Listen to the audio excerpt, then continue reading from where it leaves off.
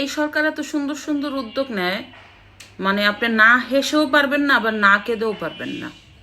এই সরকার উদ্যোগ নিয়েছে আসন্ন নির্বাচনে প্রার্থীদের 300 আসনে যে প্রার্থী হবে তাদেরকে অস্ত্রের লাইসেন্স দেওয়া হবে। আচ্ছা চিন্তা করেন তো, 300 আসনে কতগুলি প্রার্থী, কতগুলি দলের প্রার্থী এই নির্বাচনে অংশগ্রহণ করবে। প্রত্যেককে যদি এই হাতিয়ার মানে অস্ত্রের লাইসেন্স দেওয়া হয়, তাহলে কত অস্ত্র এই প্রার্থীদের হাতে যাবে এবং এই অস্ত্র দিয়ে কত গুলাগুলি হবে, কত মানুষের প্রাণ ঝরবে। এতে কি এই যে আসন্ন নির্বাচনটা কি বাংলাদেশের সেরা নির্বাচন হবে নাকি সেরা রক্তের নির্বাচন হবে?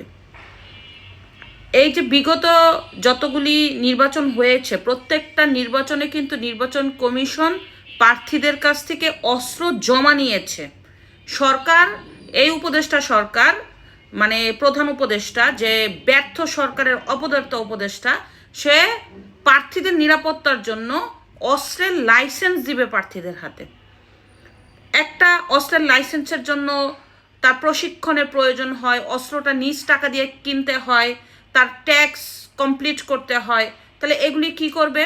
আর অস্ত্রগুলি কি প্রার্থীরা নিজে কিনবে না সরকার কিনে দিবে? আর সরকার যদি কিনে দিয়ে থাকে, এই দায়ভার মানে এই যে ব্যয়বহুল খরচ, এটা কে বহন করবে? সবচেয়ে বড় কথা হচ্ছে, আপনারা জানেন যে অনেক অবৈধ অস্ত্র বাংলাদেশে আসছে। এই অবৈধ অস্ত্র আগে থেকেই এই মানে বিভিন্ন রাজনৈতিক নেতারা স্টক করেছে এই যে আসন্ন নির্বাচনে একটা গন্ডগোল করার জন্য। সরকার সেটাতে ঘি ঢেলে দিয়েছে। সরকার নিজেই এই প্রার্থীদেরকে অস্ত্রের লাইসেন্স দিচ্ছে। আচ্ছা, একটা প্রার্থী যদি অস্ত্রের লাইসেন্স নেয়, অস্ত্রটা তো এই প্রার্থী নিজে ক্যারি করবে না, সাথে একজন গার্ড রাখবে। সেই গার্ডের খরচ কে দিবে? সেই গার্ড কি অস্ত্র চালাতে প্রশিক্ষিত কিনা, সেটাও একটা ব্যাপার আছে। মানে এক কথায় হচ্ছে, আপনি একটু চিন্তা করে দেখেন, একটা আসনে 20টা লোক দাঁড়ালো, স্বতন্ত্র প্রার্থী বিভিন্ন দল থেকে, এরকম করে আওয়ামী লীগ সহ 14 দল বাদ দেন, এখন যাদের চিন্তা করা হচ্ছে, তাহলে একটা আসনে কতগুলি প্রার্থীর হাতে অস্ত্র থাকবে?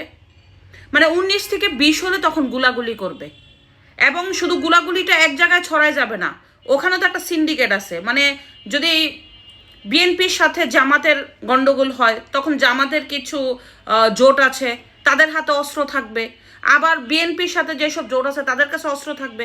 তখন হবে কি জানেন, এক একজন আরেকজনের বলবে সরকার আমাকে লাইসেন্স দিছে, আমি গোলাগুলি করেছি আমার নিজের জীবন রক্ষার্থে।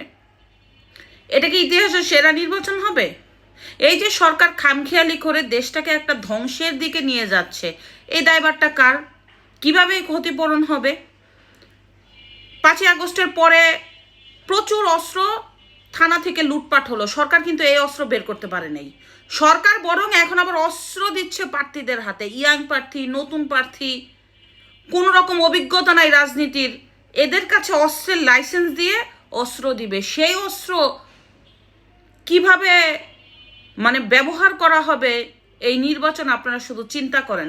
এই ব্যর্থ সরকারের অপদার্থ উপদেষ্টা ডক্টর ইউনূস বাংলাদেশকে কি করার চিন্তা করছে, সামনে আরো দেখতে পারবেন।